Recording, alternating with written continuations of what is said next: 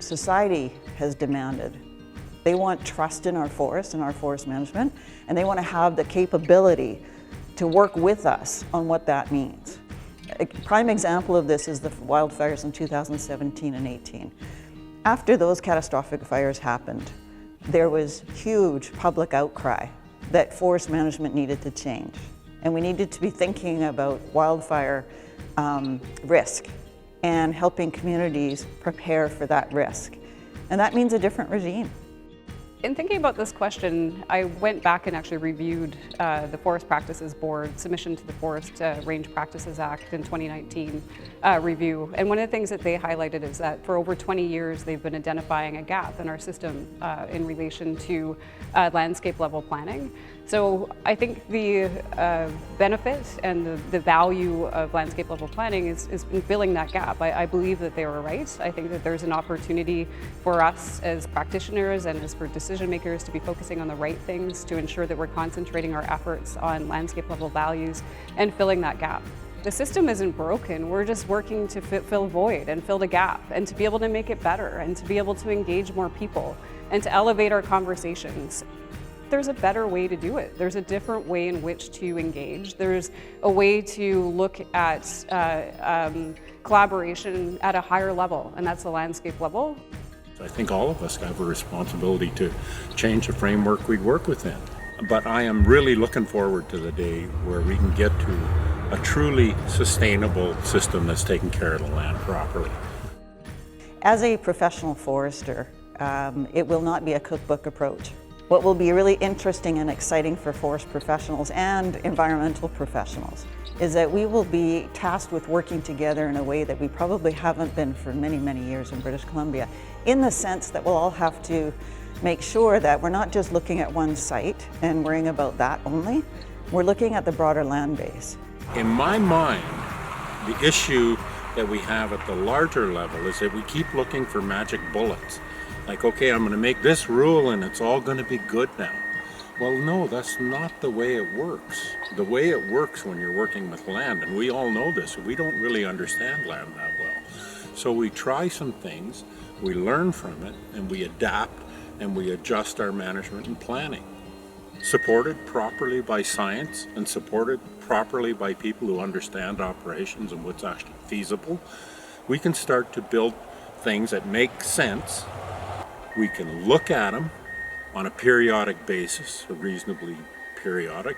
What do we learn from that? And adjust as we go and build new science in. And for me, that's really what is, frankly, in my opinion, missing in a lot of our system. We're all just looking for a magic bullet. Commitment to implementing truth and reconciliation and DRIPA into forest legislation, and to do it together. The FLP we're doing this together right from the beginning of the legislation.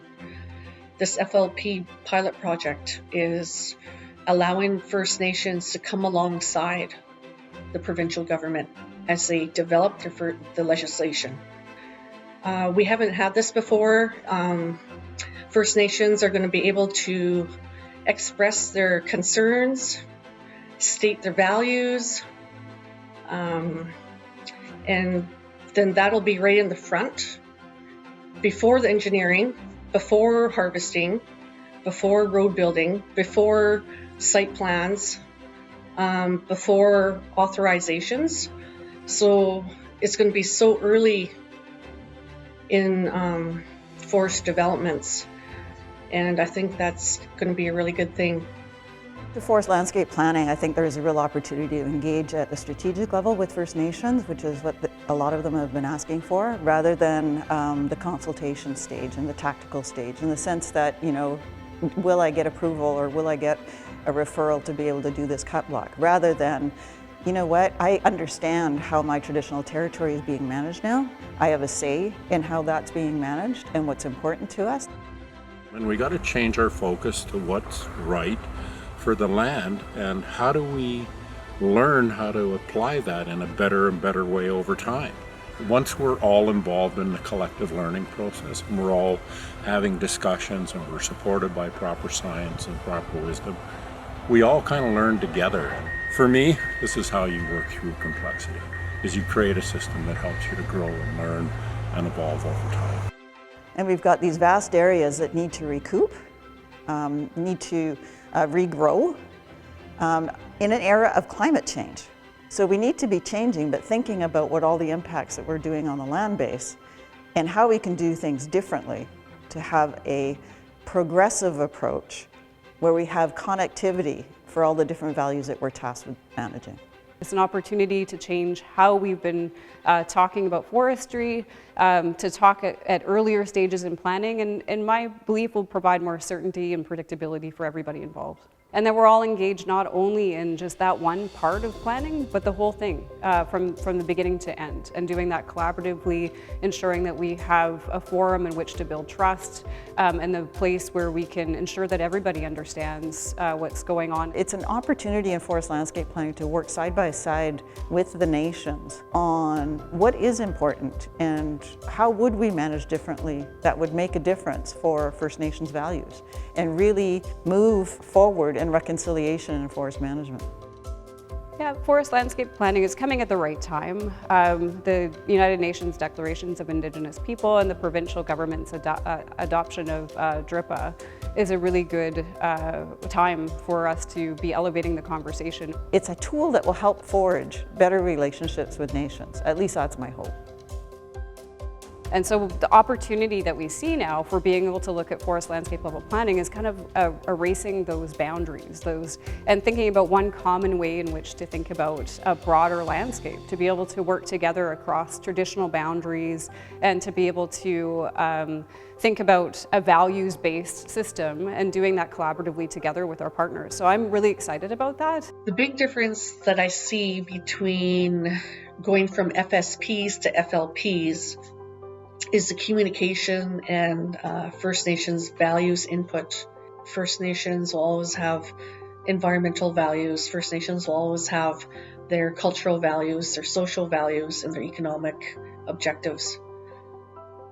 So our values don't really change from year to year. So if we can get our values recognized and understood, and then implemented in forestry with the communication and the care and respect for First Nations and their First Nations values.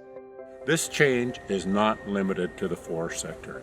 It will have big impacts on the forest sector because we live in a forested landscape, but this is going to affect every sector in terms of our relationship to land once we decide that ecosystem health is our prime objective.